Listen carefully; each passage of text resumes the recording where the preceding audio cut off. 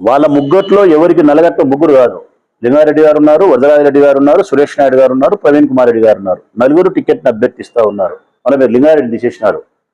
ప్రజలకు నేను సత్యమే చెప్తానా, మా పార్టీ సర్వే చేసింది. నా గెలుపుకు సంబంధించి కానీ వైఎస్ఆర్ పార్టీ స్థితిగతులు కానీ సర్వే చేసింది. ఆ సర్వే రిపోర్ట్లో కాలం ఉంటుంది. ఇక్కడ తెలుగుదేశం పార్టీకి ఎవరైతే అభ్యర్థి బాగుంటారని ఒక కాలం అడుగుతారు. అడిగినప్పుడు తెలుగుదేశం పార్టీకి సంబంధించిన వాళ్ళు కానీ ప్రజలు కానీ ఎవరైనా చెప్పచ్చు.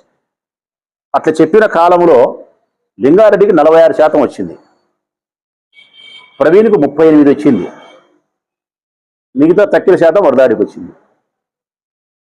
అంటే మా పార్టీ చేసిన సర్వేలో తెలుగుదేశం పార్టీ అభ్యర్థి ఎవరు మంచి అంటే గన ఈ పొద్దుటూరు నియోజకవర్గంలో చెప్పిన వాళ్ళు లింగారెడ్డి పేరే ఎక్కువ చెప్పినారు. ఇది సత్యం. ఆ దగ్గర సర్వే కాపీ కూడా ఇస్తాను, మీకు చూసుకోవచ్చు. అబద్ధమేం కాదు. నాకేం అబద్ధం చెప్పాల్సిన అవసరం ఏముంది? నాకు ఎవరైతే నలుగురు